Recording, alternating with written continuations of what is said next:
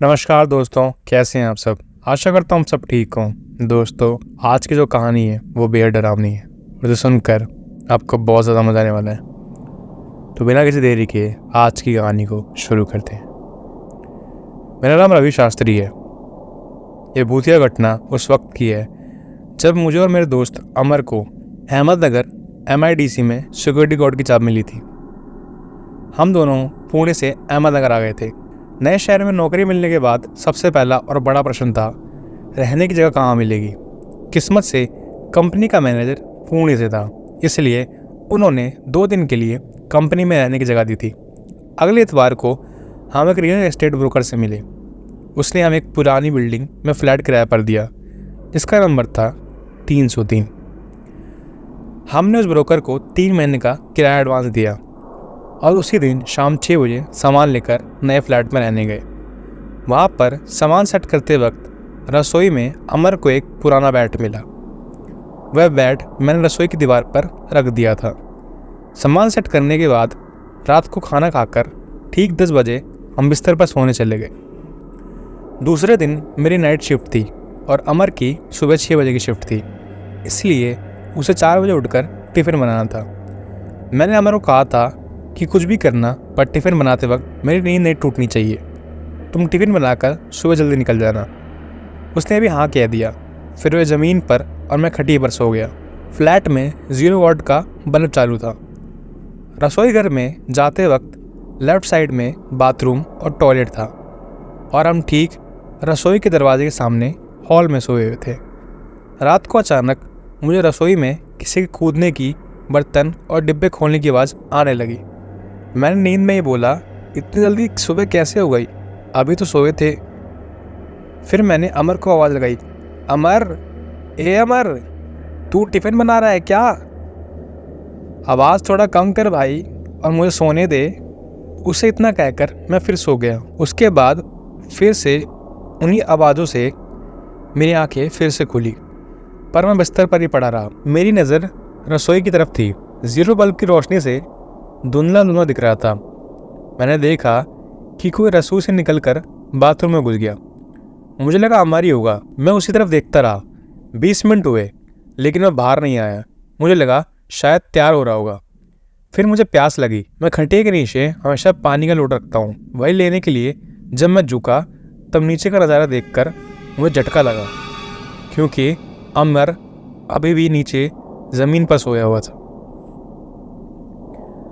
अब अगर अमर मेरे सामने था तो बाथरूम में 20 मिनट से कौन घुसा हुआ था, ये सोचकर डर के मारे मैं सैर उठा।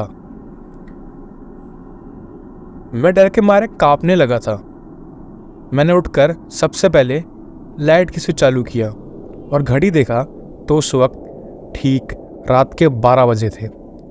फिर मैंने अमर को उठाया और उससे पूछा, भाई तू भी बाथरूम में गया था ना, तू बाहर कब आया? अमर नींद में ही आँख मसलते हुए बोला, नहीं मैं कहीं नहीं गया था, मेरी तो नींद अभी अभी तुमने तोड़ी है। तब मैंने जो देखा वह सब उसे बता दिया। फिर हमने पूरा घर छान मारा पर हमें कुछ नहीं दिखा। बाद में अमर बोला कि शास्त्री तुम्हें वहम हुआ होगा, खुद भी सो जा और मुझे भी सोने दे, कल सुबह मुझे काम पर जाना है। फिर जो हुआ था मैंने भी उसे वहम मानकर सो गया। अगले दिन सुबह सुबह पुणे से हमारा गणेश नाम का एक दोस्त सरकारी बैंक का एग्ज़ाम देने के लिए आया था, क्योंकि उसे अहमदनगर का एग्ज़ाम सेंटर मिला था और वह हमारे साथ ही रुका। उस दिन मेरी नाइट शिफ्ट थी, मुझे जाना था। हम तीनों ने रात का खाना होटल में खाया और वहीं से ड्यूटी पर चला गया और वह दोनों फ्लैट पर चले गए। फिर जब मैं अगली सुबह घर पर लौटा तब अमर और गणेश सामान बैठकर तैयार बैठे हुए थे। वे दोनों बेहद डरे हुए थे। मैंने दोनों से पूछा कि ये सामान क्यों बांध रखा है? अमर बोला, शास्त्री तुम्हें कल रात वहम नहीं हुआ था, ये घर में सच में भूत है। रात को 11 बजे घर आकर हम सीधा बिस्तर पर सोने चले गए थे। मैं खटिया पर सोया था और गणेश नीचे ज़मीन पर। रात को मुझे बर्तन और गैस के चूल्हे बंद होने की आवाज़ आने लगी, पर नींद में होने की वजह से मैंने उस पर ध्यान नहीं दिया और मैं सोता रहा।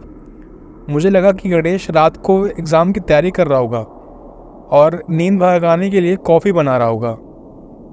लेकिन कुछ समय बाद नींद में ही किसी ने मुझे खींच के एक ज़बरदस्त कंटाप बजाया और नींद में ही गणेश के बाल नोचकर उसका ज़मीन पर पटक दिया। हम दोनों हड़बड़ा कर उठ बैठे। तब हमें जीरो बल्ब की रोशनी में किसी बच्चे की परछाई दिखाई दी।